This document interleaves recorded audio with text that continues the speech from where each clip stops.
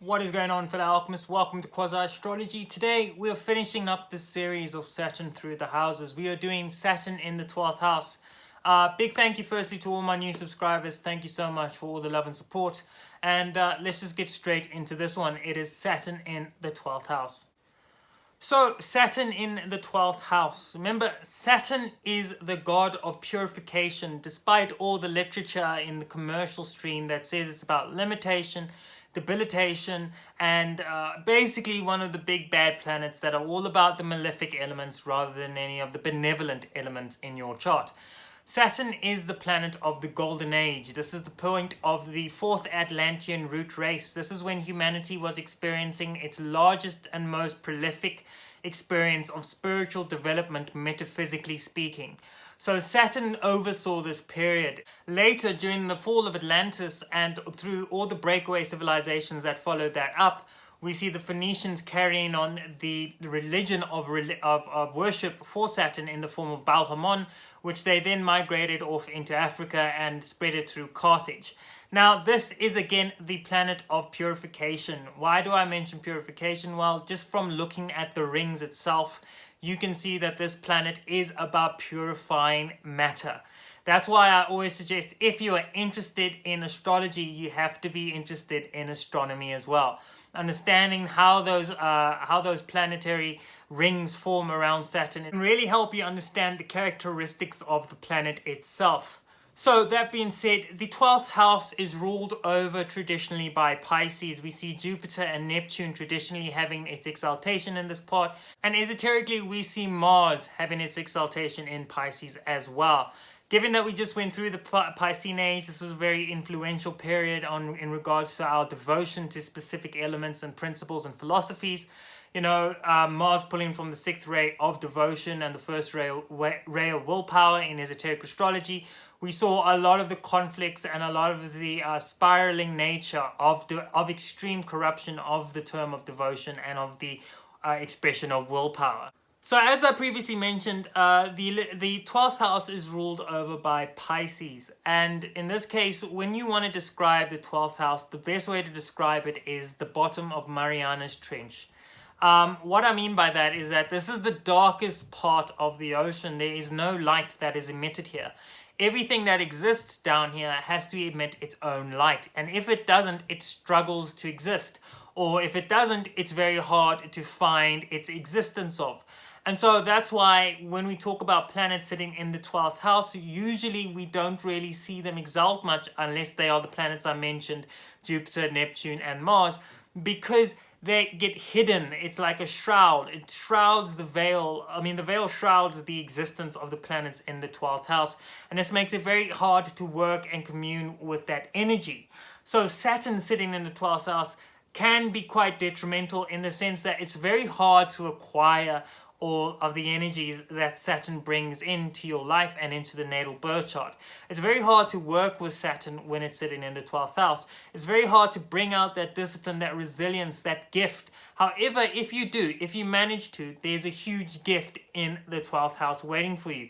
Remember, the 12th house is about hidden things. This isn't the hidden things that we refer to in the 8th house, because the 8th house is all about hidden things that you can extract and of course later on work with. This is the hidden things that are beyond our ability to interact with. Remember, the 12th house is all about the collective unconsciousness. In the 11th house, ruled over by Aquarius, the reason Aquarius is symbolized by an individual, a human being dropping or pouring water back into the stream, into the tributaries, is to signify the return of consciousness into the collective whole. But now we are in the collective whole, we're in the collective consciousness. This is beyond the subconscious and we're in the collective now. And what happens is that there is a big issue that can derive from things being lost in the collective, because there's no singularity anymore. There's no idea of self in the collective. However, again, because Saturn is the god of the Golden Age, Saturn won't allow you to go through this period without providing you with the gift.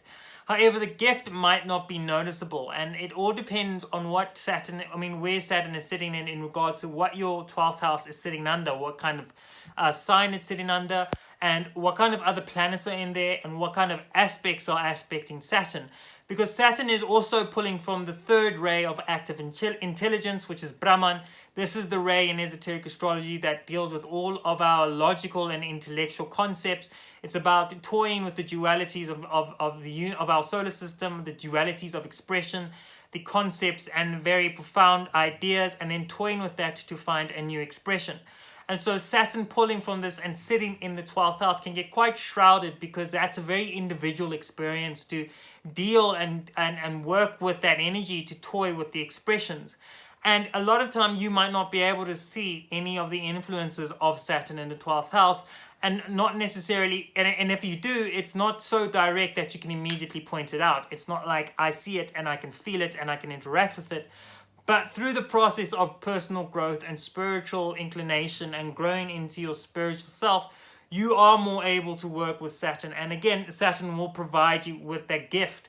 Again, you can use Saturn. I mean, I personally use Saturn, though it's not sitting in my 12th house, to channel a lot of aspects from the ethereal realm and from the astral planes and beyond. So Saturn can provide a very prominent experience and a very prominent spiritual experience for you coming from the 12th house, because it's sitting in the collective consciousness of the 12th house.